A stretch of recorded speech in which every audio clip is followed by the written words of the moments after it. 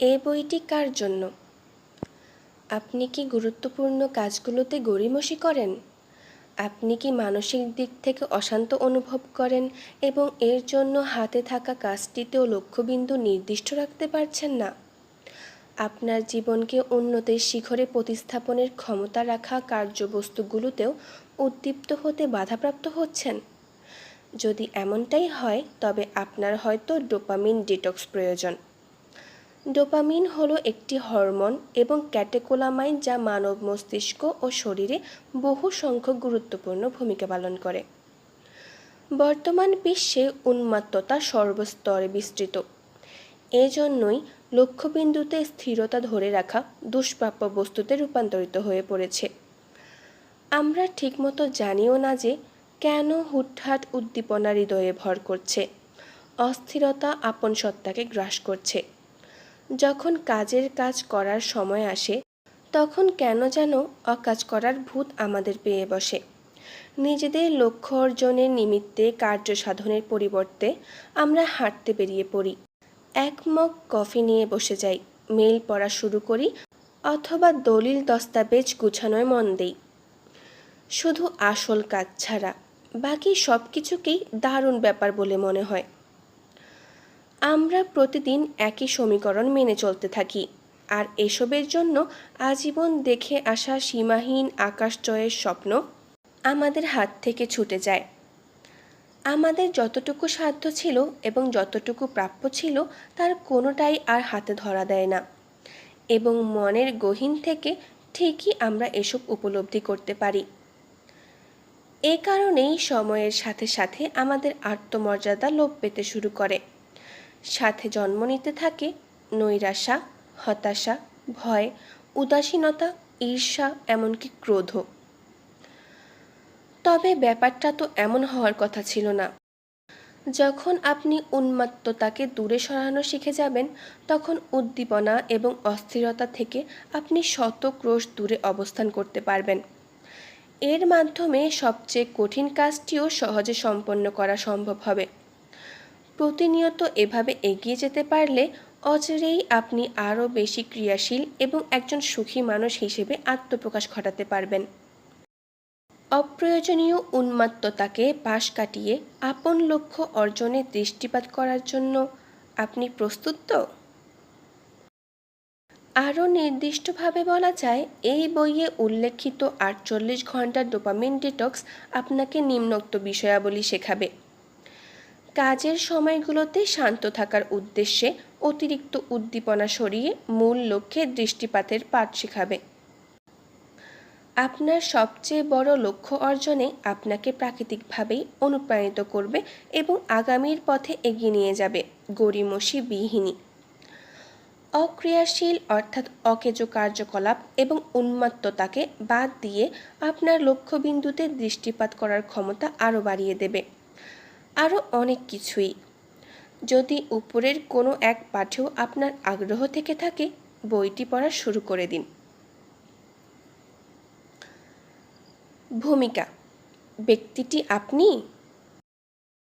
আপনি জানেন যে আপনি যদি নির্দিষ্ট একটি কাজের উপর পূর্ণ নিয়ন্ত্রণ স্থাপন করতে পারেন, তবে তা আপনার পূর্ণ কার্যক্ষমতাকে বড় পরিসরেই প্রভাবিত করবে।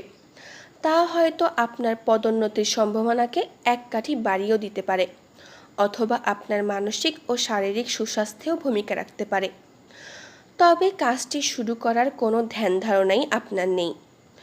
ভোরে উঠে যেখানে আপনার লক্ষ্য অর্জন সম্বন্ধিত কাজে মনোযোগ দেওয়ার কথা, সেখানে আপনি মেইল, শেয়ার বাজার যাচাই অথবা বিরতিহীন ফেসবুক দেখে চলেছেন। খুব শীঘ্রই সবচেয়ে গুরুত্বপূর্ণ কাজটি আপনার কাছে সবচেয়ে কম মর্মস্পর্শী কাজ বলে মনে হতে থাকে। আপনি তো শুধু নিজেকে বলেই যাবেন, এটি শেষ কফি, অথবা আর তো মাত্র একটি ভিডিও।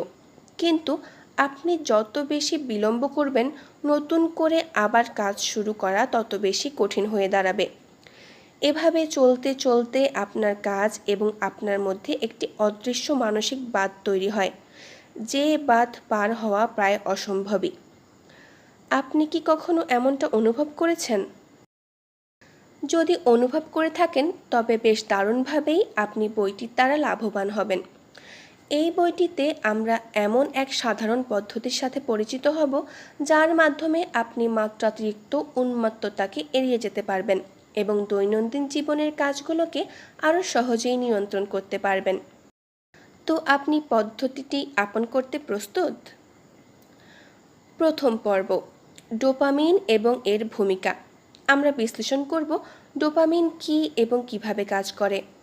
এই পর্ব পড়ার পর আপনি বুঝতে পারবেন কেন আপনার মোবাইল ব্যবহারের আসক্তি দিন দিন বেড়েই চলেছে, কেনই বা আপনি সোশ্যাল মিডিয়ায় এভাবে আটকে যাচ্ছেন, অথবা কেনই বা একটার পর একটা ভিডিও দেখে যেতে হচ্ছে। দ্বিতীয় পর্ব, প্রধান সমস্যা। আমরা দেখব কেন ডোপামিন বর্তমান সময়ে একটি বড় সমস্যা। এই পর্বে আপনি আবিষ্কার করতে পারবেন কিভাবে আপনার ডোপামিন ট্রান্সমিটার দিন দুপুরে ছিনতাই হয়ে যাচ্ছে এবং এমন অদৃশ্য ছিনতাই কেনই বা আজকের দিনে বড় একটি সমস্যা। তৃতীয় পর্ব, ডিটক্সের সুবিধা। ডোপামিন ডিটক্সের ব্যবহারযোগ্যতা সম্বন্ধিত কারণগুলো আমরা পুনরায় মূল্যায়ন করব। আমরা বিভিন্ন ধরনের ডোপামিনের সাথে পরিচিত হব। পাশাপাশি এই সম্বন্ধিত অনেকগুলো প্রচলিত ভ্রান্ত ধারণা নিয়েও আলোচনা করব। চতুর্থ পর্ব, সফল ডিটক্সের 3 ধাপ বিশিষ্ট পদ্ধতি। আমরা বিশ্লেষণ করব কিভাবে আমরা কার্যকরভাবে ডোপামিন ডিটক্সকে বাস্তবায়িত করতে পারি, তাও মাত্র সরল 3টি ধাপের মাধ্যমেই। পঞ্চম পর্ব, কাজ করতে থাকুন এবং এভাবেই ঢিলেমি থেকে মুক্তি পাওয়া সম্ভব। আমরা আমাদের পূর্ণ লক্ষ্য আপনাকে কাজে ফেরানোর দিকে রাখব। এই অংশে আপনি শিখতে পারবেন কিভাবে পরিকল্পনা করা উচিত দিনটিকে আরও বেশি সার্থক করার জন্য, এবং সাথে আপনার লক্ষ্যকে মজবুত করার উদ্দেশ্যে আমরা কাজে লেগে পড়ব। এর মাধ্যমে আপনার উন্মত্ততাকেও দূরে সরানো শিখতে পারবেন। সর্বশেষ পর্ব, ডোপামিন নিঃসরণ এড়িয়ে চলা। দীর্ঘ সময়ের জন্য লক্ষ্যবিন্দুতে দৃষ্টি গেঁথে রাখা এবং হাতে থাকা কাজগুলো সঠিকভাবে শেষ করার জন্য আমরা কিছু মাধ্যম এবং কৌশলের মধ্য দিয়ে বেশি পরিমাণে ডোপামিন নিঃসরণ এড়িয়ে যাব। চলুন শুরু করা যাক। করবেন তো? পর্ব 1, ডোপামিন এবং এর ভূমিকা। আপনি সম্ভবত পূর্বেও ডোপামিন সম্পর্কে শুনেছিলেন এবং বলা যায় অন্তত অস্পষ্ট ধারণা হলেও আপনার রয়েছে। এই অংশে আমরা সংক্ষেপে ডোপামিনকে সংজ্ঞায়িত এবং বিশ্লেষণ করব। ডোপামিনের ভূমিকা সম্পর্কে। বিজ্ঞানের ভাষায় ডোপামিন এক ধরনের নিউরোট্রান্সমিটার যা আপনাকে আশাবাদী করে যৌন মিলন বা সুস্বাদু খাবার খাওয়ার আনন্দ সম্পর্কে। এই ডোপামিনই আমাদের মধ্যে ক্রিয়াশীল হওয়ার আকাঙ্ক্ষাকে জাগিয়ে দেয়। এই আকাঙ্ক্ষা সেই উত্তেজনাপূর্ণ কোনো উপহারের অপেক্ষায় প্রহর গুনতে থাকে। এটি সেই শক্তি যা আপনাকে ক্রিয়াশীল রাখে। যেমনটা বলা হচ্ছিল, এই ডোপামিন খুবই গুরুত্বপূর্ণ এবং ব্যবহারযোগ্য নিউরোট্রান্সমিটার যা আপনাকে টিকে থাকতে এবং বংশবিস্তার করতে সহায়তা করে। আরও গুছিয়ে বলতে গেলে এই পদার্থটি আপনার এবং আমার আজকের দুনিয়ায় অবস্থানের প্রধান কারণ। বিপরীতভাবে অনেক মানুষই বিশ্বাস করে ডোপামিন আদতে আনন্দদায়ক কোনো পদার্থই নয়। সাধারণভাবে এই পদার্থ নিঃসৃত হয়েছে মানেই তো এমনটা নয় যে আমরা ব্যাপারটি পছন্দ করেছি অথবা আনন্দিত হয়েছি। এমনকি আপনি যদি খুব কাছ থেকে দেখার চেষ্টা করেন, দেখতে পাবেন যত শীঘ্রই আপনি কাঙ্ক্ষিত উপহার বা পুরস্কারটি পেয়ে যাচ্ছেন, ঠিক তত তাড়াতাড়ি আপনার শূন্য এবং অসম্পূর্ণ অনুভূতি হচ্ছে। আসল সত্য তো হলো, আপনি যে উন্মাত্ততার খোঁজে দিন উজাড় করছেন, সেই পরিপূর্ণতার অনুভূতি হয়তো আপনি কখনোই পাবেন না। তবুও আমাদের মধ্য থেকে অনেকেই লাগাতার সেই উন্মাত্ততার খোঁজ করে চলেছি, যা আমাদের সামনে এনে দিবে সেই উৎস যা আরও বেশি পরিমাণে ডোপামিন নিঃসৃত করবে। এর মাধ্যমেই আমাদের মনে হতে থাকে আমাদের আরও চাই, আমরা এখনও সন্তুষ্ট নই। এবার আমরা যত বেশি উন্মাত্ততার খোঁজ করতে থাকি, সব কিছু ততই জঘন্য থেকে জঘন্য রূপ ধারণ করে। এবার আপনার জীবনের দিকেই তাকান। আপনি ঠিক কোন বস্তুটিতে আসক্ত? আপনার উন্মাত্ততার প্রধান উৎস কী? সেসব বস্তুগুলো কি আপনাকে আসলেই খুশি করতে পারে? এই প্রশ্নগুলো সম্পর্কে ভাবতে গেলেই দেখতে পাবেন আপনি উচ্চ মাত্রায় উন্মাত্ততায় ভরা সকল কাজে আসক্ত। হতে পারে ভিডিও গেম, সামাজিক যোগাযোগ মাধ্যমে ডুবে থাকা অথবা মেইল পড়তে থাকা। যখন আপনি এসব কাজে ডুবতে থাকেন, অচিরেই আপনার আত্মনিয়ন্ত্রণ হারিয়ে যেতে শুরু করে। আপনি আরও চান, আরও চান। উন্মাত্ততায় ভরা মুহূর্তগুলো বারংবার আপনার হৃদয় কোঠরে আঘাত আনতে থাকে। আর এগুলো তো আপনাকে পরিপূর্ণভাবে বাস্তব জীবনের সুখস্মৃতি প্রদানও করতে পারে না, সাথে সব কিছুই বেশ ক্ষণস্থায়ীও। তবুও আপনি সেসব করতেই থাকেন, আর সর্বোপরি আপনার আবার ডোপামিনের দরকার অনুভূত হয়, নয় কি? এমন উন্মাত্ততায় ভরা জীবনে যে কোনো প্রকার কঠিন কাজ আরও কঠিন থেকে কঠিনতর হয়ে পড়ে। অন্ততপক্ষে কর্মসাধনের বেলায়ও তা অসম্ভব প্রায় হয়ে দাঁড়ায়। আর এর ফলস্বরূপ আপনি গড়িমসি করা শুরু করেন। এভাবেই আপনি যে বইটি লেখা শুরু করতে চাচ্ছিলেন, সেটি লেখা শুরু করতে করতে ঢিলেমি নিত্যদিনের সঙ্গী হয়ে যায়। পাশাপাশি নতুন সব উদ্যোগ নেওয়া বন্ধ হয়ে যাবে। আপনার হাতে থাকা প্রকল্পগুলো আপনার নিজ হাতেই পেছাতে থাকবে।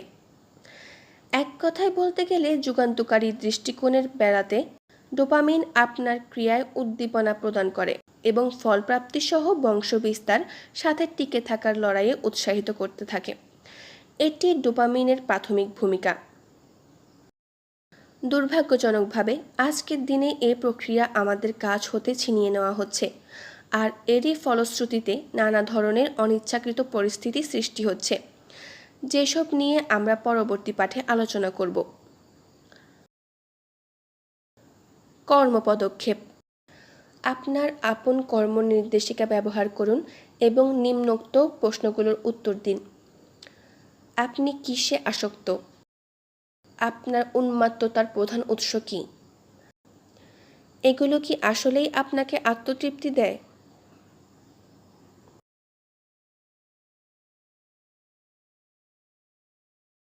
ডোপামিন ডিটক্স বইয়ের পর্ব 1 এখানে শেষ হলো।